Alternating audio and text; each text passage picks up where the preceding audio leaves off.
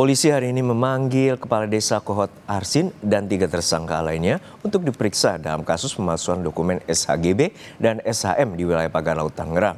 Pemeriksaan merupakan pemeriksaan pertama pasca keempatnya ditetapkan sebagai tersangka.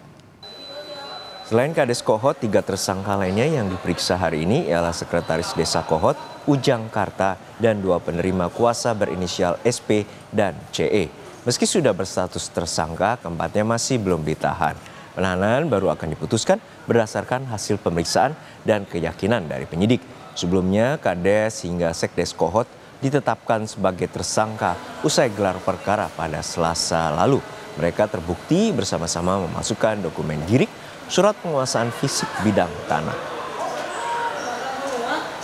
Informasi terkini kita segera menuju Barreskrim Polri. Sudah ada jurnalis Kompas TV Edwin Chan dan juru kamera Jan Ivan Prapta. Edwin, untuk saat ini selain kepala desa dan 3 perangkat desa Kohot yang dijadwalkan untuk diperiksa, apa saja poin dari pemeriksaan dan apakah ada pihak lain yang juga akan turut diperiksa oleh penyidik Barreskrim Polri? Selamat siang Juno dan juga saudara. Jika ditanya terkait dengan adanya penambahan tersangka yang akan ikut diperiksa pada hari ini, jawabannya masih menunggu konfirmasi dari pihak Ditipidum Barreskrim Polri. Namun dari informasi terakhir yang kami terima dari Dirtipidum, Direktur Tindak Pidana Umum dari Barreskrim Polri, di situ ada Brigjen Pol Juhandani Raharjopuro menyatakan memang hari ini akan berfokus pada 4 orang ini saja. Dan apakah akan ada potensi penambahan tersangka? Masih dibuka probabilitasnya karena memang penyidik masih terus melakukan galian data pun menyocokkan antara pemeriksaan yang nanti akan dilakukan dengan temuan-temuan bukti-bukti yang sudah dikumpulkan sebelumnya. Nah, Juno dan saudara, pada hari ini 4 orang akan diperiksa, yakni di Kades Kohot Arsin, Sekdes Kohot, Ujang Karta, dan 2 penerima kuasa berinisial SP dan CE, yang dimana mereka di dalam dugaannya melakukan pemalsuan data dan juga dokumen yang terkena pasal 263 KUHP tindak pidana pemalsuan surat, 264 KUHP tindak pidana pemalsuan akta autentik, lalu dilanjutkan juga 266 di sini memasukkan data palsu pada akta autentik, jungto pasal 55 sampai 56 melakukan membantu atau ikut melakukan perbuatannya. Nah, penetapan tersangka keempat orang ini ditetapkan setelah gelar perkara seperti yang kita ketahui bersama pada 18 Februari 2025 maksud kami. Nah, ditemukan dokumen girik, surat penguasaan fisik bidang tanah, hingga surat kuasa permohonan sertifikat dari warga, pun ada juga surat untuk pernyataan tidak bersengketa. Nah, lalu ada pula dokumen-dokumen yang mengatasnamakan nama-nama dari memang langsung dari warga Kohot. Nah, ini yang memang menjadi perhatian kita bersama dan juga yang menjadi bukti kuat penetapan tersangka pada keempat orang ini, karena memang ditemukan surat-surat ini dari rentang Desember 2023 hingga November 2024 yang berujung buntutnya ada pada rilis dan juga diresmikannya sertifikat hak milik sebanyak 260 sertifikat atas nama warga Desa Kohot.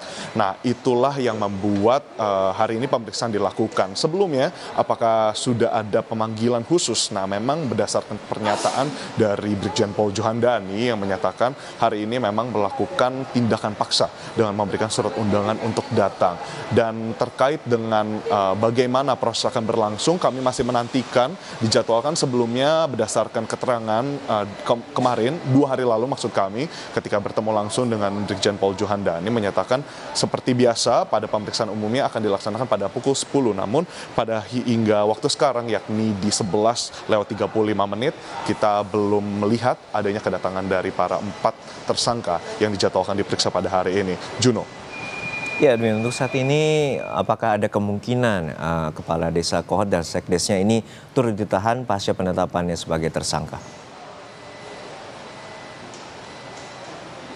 Pasca penetapan sebagai tersangka akan dilakukan pemeriksaan oleh penyidik sebagaimana yang telah saya jelaskan tadi, ada penyelarasan data karena memang dari pernyataan Barreskrim Polri sendiri, saksi pun juga tersangka, 4 tersangka ini memberikan keterangan yang berbeda-beda dan saling tunjuk-menunjuk. Nah, ini yang memang mengindikasikan potensi yang begitu tinggi mereka ditahan setelah melakukan pemeriksaan, karena ada 3 poin bagaimana yang memampukan mereka untuk menjadi yang ditahan nantinya, yakni adalah potensi melarikan diri, yang dimana sebenarnya sudah diantisipasi.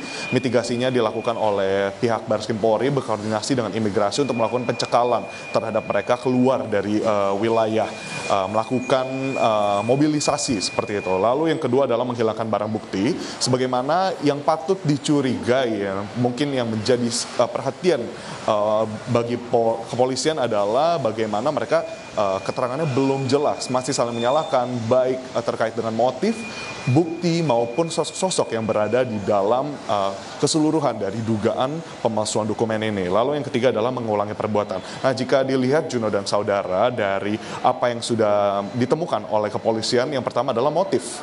Nah, motif dari keempat tersangka ini memang ditemukan adalah motif ekonomi, yakni untuk meraup keuntungan. Tapi keuntungan ini jumlahnya berapa banyak? Lalu rekening siapa saja yang dipakai, pun siapa saja sumber uang atau apa saja sumber uang ini, itu yang masih akan diperiksa nantinya dan ditanyakan saat pemeriksaan. Berikutnya adalah dalang atau otak kepala di balik perbuatan ini. Siapa yang membantu, pun siapa yang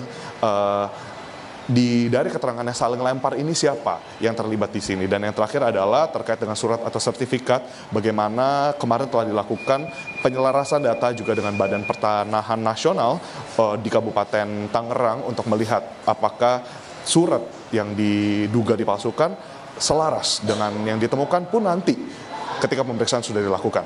Juno.